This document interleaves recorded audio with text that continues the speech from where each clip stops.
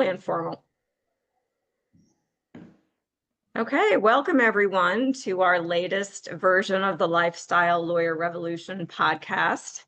I'm Laura Cowan, and I'm here today with Scott Lawler, who is one of our very, very first members in the 2HLL community. Welcome, Scott. Good morning, Laura. Thanks for having me. It's great to have you. Tell us a little bit about your firm and how you found 2HLL many years ago. I feel like you've been with us for a long time. I was just looking at dates and stuff, and it does feel longer than it really is. It's been not quite 2.5 years. So it's the end of May 2023. My practice, until I got going with you and 2HLL, was predominantly business corporate law. And now, like we were just chatting a moment ago, now it's more about 60% estate planning and 40% business law. So it's been an interesting transition. So did you do any estate planning before 2HLL, or were you brand new to the practice? I would say more brand new. I actually had done some other courses. I actually had signed up to become a wealth council member because I wanted to start it years before that. And I started to do a few things, but the corporate law kind of took off real quickly after that, so I put it aside. And then before I found 2HLL, I was trying to use one or two other systems, but that wasn't a complete solution. It wasn't like, this is how you start, getting leads, and before you do that, this is how you structure to be able to handle leads. And nothing was a complete solution. And actually, I was seriously about to sign up with one of your competitors, which is more of you provide obviously a lot more coaching, a lot more hands-on work. I was looking at one of your competitors, and I was seriously about to join them, and somehow you came up, and I don't know how I found you exactly, but I'm very glad I did. Yes, I'm very glad that you found us as well. I think that's one of the benefits of our membership, far fewer restrictions, et cetera, as compared to some of our competitors. So you were newish to estate planning, and how do you find that the two practice areas support each other? I would imagine you get business going back and forth between the two, business law and estate planning. I do. It doesn't always, but many times, an estate planning client can become a business client, and a business client should always become an estate planning client, and it does happen quite a bit. But the two practices they're very divergent. People like to ask me, well, which one do you like to do more? And it's like I like them. I love both sides equally, but for different reasons. I like doing the corporate side, especially if there's a deal, we're doing a transaction. Just the rush of completing a transaction is great, but you have a deeper connection with people on the estate planning side, and seeing them get peace of mind and the relief and the taking the burden off their shoulders and the ongoing relationship with them it's a different type of satisfaction. It is, and I think that's something interesting that you've touched on, the ongoing relationship, which is it's most people in the public, I think, don't recognize or may not recognize that estate planning isn't something that you just sort of do once and then never do again. It's sort of like going to the doctor every year. You're going to set up your estate plan, and then you're going to need to make sure every year that it's still supporting your goals, and maybe you go in and you have a checkup and nothing needs to be changed, but you still need to go in and have the checkup. Do you agree with that? Actually, I had the exact same conversation with a client last night during a design meeting. They brought up, how often do we have to change it or whatever, and started talking to them about, hey, this isn't a one and done thing. We're in this for a long haul, and I want you to look at me as part of your overall plan annually and semi-annually when you ever have any questions, any changes. And we're going to do an annual review. It's like a checkup, and some people are like, well, nothing changed, is that disappointing? It's like, no, nothing changed, so everything's great. So it's, again, continuing the peace of mind, because I find clients a lot of times that have done estate planning before, and they finally realize, without me, and they finally realize, I really don't know what's in my plan. And then they realize this is something that we need to stay on top of and have relationships with attorneys going forward to make sure the plan is always updated and everything is aligned. The plan needs to be updated, right? Because not only do your assets change, we know what you own is going to fluctuate. Who knows what you're going to actually have when you pass away? Your family relationships will change over time, certainly, and the law changes, which is something that surprises, some people. Um, the laws are not set in stone, right? Every state's got their own laws, and you are in, remind us which state you're in. I am in Arizona and California, and I'm actually in the process of reactivating my license in Utah. Oh, okay. So you'll be licensed in 3 states. Yeah, and every state has got their own different laws according to us, their estate planning laws, which then change. And then there's federal laws that may or may not apply depending on how big your estate is, and those laws change as well. So the interesting thing is that, the documents that you have in place now may not actually make sense if the law changes next year. Exactly. There's so many moving parts and so many factors. One thing I tell my clients is you may know exactly what's changing in your life and you can plan for that and you can be aware of that. But a lot of times you don't sit down and think about what are the changes in the lives of the people that you've named as your fiduciary, the people that you've named to be the guardians of your minor children. And I've said that to a couple people, and it's like a deer caught in the headlights. They're like, I've never thought of that before. So there's so many different changes that are possible for everybody. Yeah, yeah, and we can address that a little bit by nominating backups in the guard in the documents and things like that. Your first choice for guardian, and oh, what if they're not available? And our clients are going to do that, but it still is worth revisiting once a year. So do you offer an annual review then for your clients? Is that part of your packages? It is part of my package, and thanks to you, we're putting that together. And like I said, I started selling it or referring to it with a client yesterday for the first time, and they were very excited about it, and they like I said, it's not. They knew that this shouldn't be a process that fits into a box or a timeline. That should be something more. And when I explained the plan to them very briefly, I could see the relief again that like, oh, this is something that we know is going to always be up to date, and we have an advocate in our corner that'll help make sure that we don't let things get out of control. Let the weeds creep into the grass. So yeah. So thank you for putting that together for us. Yes, the client care program, very, very important. It's something that really separates, I think, some estate planning lawyers from others. I'm going to go ahead and say, yes, it does separate Yeah. some from others because, I think that if when you're picking attorneys, and it is hard these days to try to sift through, do I do this on AI? Do I need to hire a lawyer? Who do I get information from? The information is everywhere now. And I think that our clients and this general community are dealing with information overload, which, in some ways is kind of too much of a good thing. Um, and so they may not just realize that this works better when we meet annually, as opposed to just getting the document signed and then we never, keep in touch ever again. We want this to be a plan that's going to work when you need it. And the best way for that to happen is for us to stay in touch. It doesn't mean you're necessarily going to have to write a check to make any changes, but we want to make sure that we still know what's going on in your life so that your plan is still working when you need it to. Yeah, that's perfectly well said. Amazing. So are you practicing 100% virtually? Are you in person with some kind of a hybrid? For a while, it was um,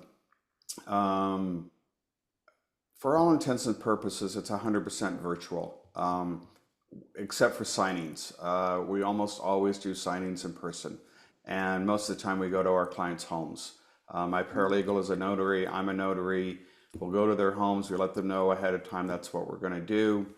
Tell them they have to provide one witness, and it's great. So that's the only part that's not virtual, but everything else is virtual.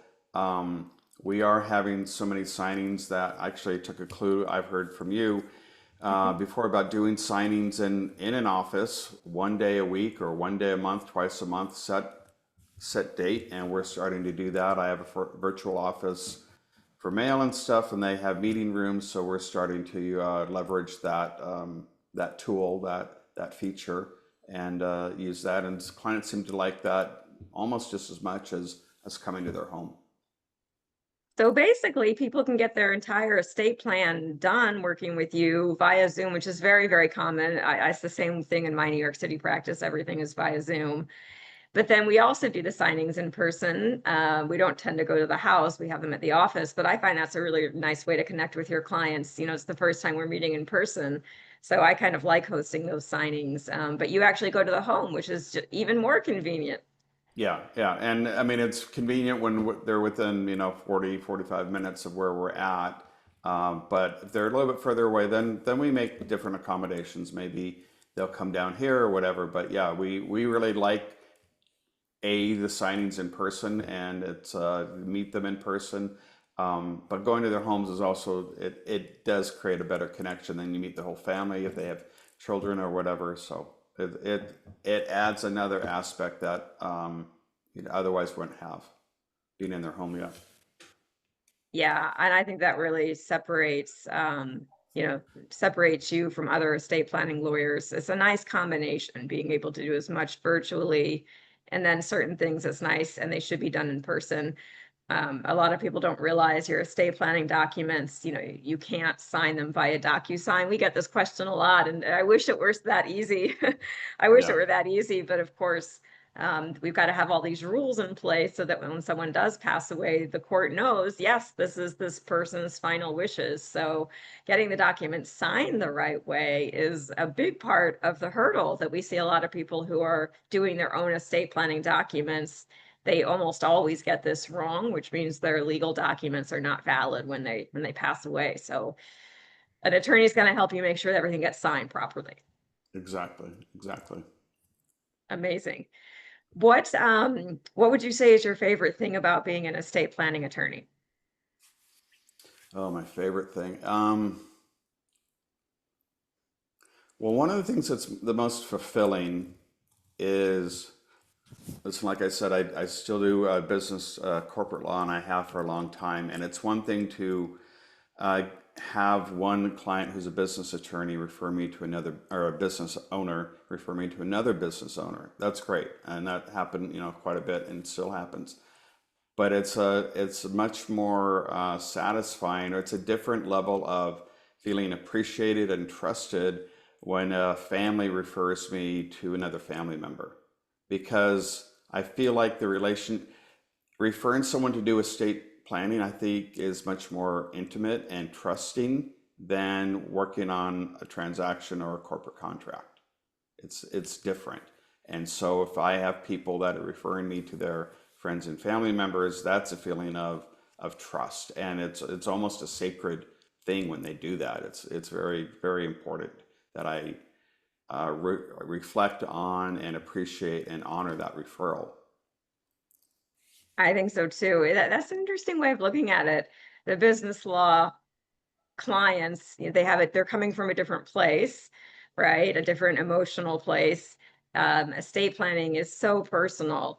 That's an interesting way of putting it. Yeah, someone's basically saying, I trust this person with, you know, my money when I'm gone, or at least helping me get the paperwork in place that makes sure my money goes the right way when I'm gone. And I trust this person um, in terms of, you know, nominating the right people for the different roles. And that is a very personal thing. Yeah. And it's funny that, you know, once the ball gets rolling in terms of referrals, you'll start to see, we can talk about if you're hosting workshops next, but nothing better than referrals, word of mouth referrals. Once you get those going, I don't have to spend as much on ads.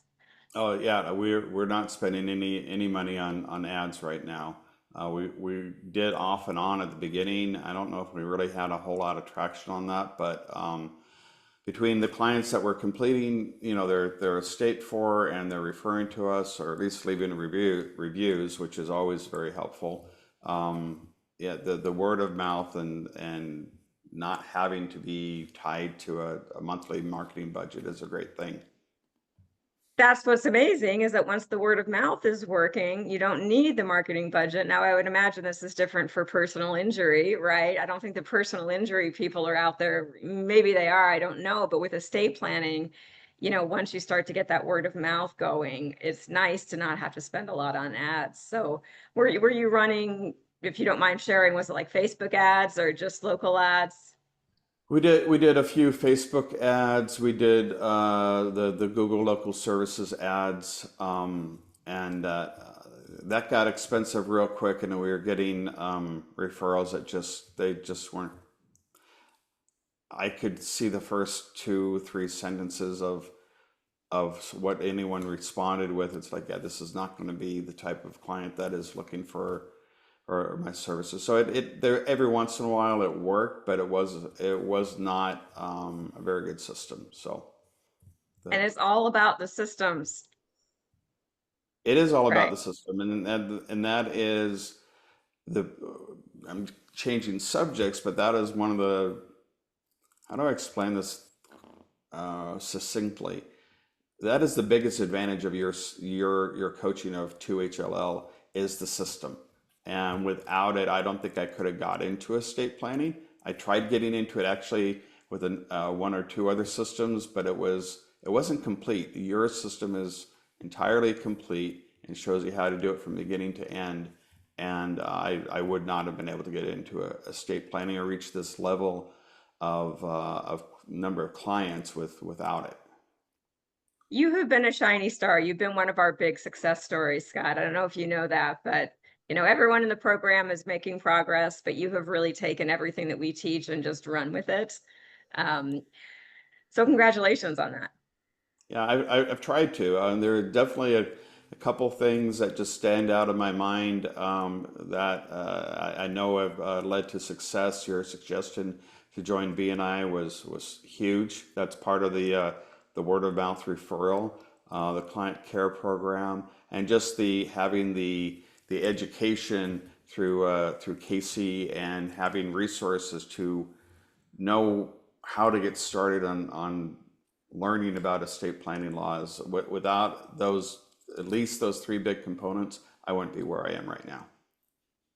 That's so good to hear. That's so good to hear. Yeah, and it's interesting because there is kind of a repeatable process that you can teach, which shouldn't turn anyone off because the nice thing about the repeatable process is that it means, you know what works and you're just going to implement that. And knowing that that's running behind the scenes, it kind of frees you up to really focus on when you're sitting down with the client, via Zoom. Now you've got the energy and everything that you need to really practice law because you're not wasting time with, you know, they missed a meeting because they didn't get the Zoom link or something like that. High touch is very important, but the nice thing about 2025 is that we can automate so much that by the time we do get in front of someone, we're able to really focus on that. No, yeah, the automation, being able to focus on the client is huge, and having automation take care of just like you said, the links and getting them on Zoom and filling out information and providing it. Yeah, again, I wouldn't be able to be doing what I'm doing without those tools in my tool belt. So you're a member of our collective, our ongoing community, very active there. What would you say to just any lawyers that are thinking about getting into estate planning, even if they don't know much about it? Because a lot of people are interested in 2HLL who are like, I don't know anything about estate planning. But it's still, we teach you a lot. We teach you a lot in the course. Like I said, it's beginning to end and everything in between. Whether it's the education, the how to, the nitty gritty, the automations. If there's anyone, yeah, that's looking into it, getting into estate planning, which is where I was. I had dabbled a bit. I didn't know much, but if you're thinking about getting into estate planning, 2HLL it's really the only way to go. It just provides everything from beginning to end, and whatever is not there, you point them in the direction of where to get it. But I can't think of anything that you would need that 2HL doesn't provide. The collective is a fantastic community. Whenever I have any issues or questions, I can turn to them and almost instantly get answers. being able to find people in different jurisdictions to take care of my clients that have a family in Oregon or Washington. That's always very helpful. So yeah, the system again, even just finding clients, the right way to find clients and the right way to prep for clients and the right way to say things um, so that you communicate clearly with them. It's just a fantastic program. So yes, anyone that wants to Amazing. get into estate planning, this is the way to go, hands down. Thank you, Scott. And give us one last blurb for people who are listening. You mentioned your license in now 3 states. Who can you work with? What's the best way for people to get in touch with you? Just tell us a little bit more about that so anyone listening knows how to find you. Really, my favorite clients are clients are looking to get their affairs in order, but are also business owners, and they want to protect their business, whether it's make sure there's a smooth transition along with a transition when they exit this life, or they want to structure it so the business is going to be passed down. So business owners that really want to take care of structuring their family and protecting their assets and their family's future. Those are the best clients for me. And but also I love working with young families as well because there's a dynamic there. They really like to get into the nitty gritty, and it's fun working with them. Best way to reach me is just go to my website. There's links on there to either call us or to schedule a consultation with us. It's Lawler, www.lawlerfirm.com. Easy enough. Lawlerfirm.com. We'll Yeah. drop that into the bottom. And just a reminder, people who live in any state can call, or is it only certain states? Um, it's yeah, we're pretty much limited to just Arizona and California. We're adding Utah. We do get calls from other states. Sometimes we can help them depending on what they need. But if they actually, we have a lot of clients in other states that have properties in Arizona, so we can help them with that. If they're trying to get assets, we had a lot of snowbirders, and so a lot of people own property in Arizona, and if you're not in Arizona but you own property and you need to make sure that those assets get into your trust, we can take care of that. So yeah, so call the firm if you have questions, see if Scott can help you or not. Estate planning, for example, I'm licensed in New York and Minnesota, and so I can only work with people who live in those 2 states. Sometimes business law transactions are, you can work with people all over the country. And so it sounds like if someone has a question, just call your firm and see if you can help. Business law, it's a little bit broader depending on what their kind of transaction is. A lot of times we can take care of it if it's in another state, but if it's estate planning, basically Arizona, California, and Utah. Amazing. Thank you, Scott, for joining us this early. It's really early where you are, and I know you're off to your BNI meeting. Big fan of BNI. So yeah, so everyone listening, Scott can help you with your estate planning, your business needs. Give his firm a call. And we always appreciate you, Scott, and all of the positive things that you bring to our community. I appreciate you, Laura, and all the training and all the coaching and the ongoing relationship. Yes, me too. All right, enjoy the rest of your Thursday and your weekend, and we'll I see you later. appreciate it. Thank you. Bye.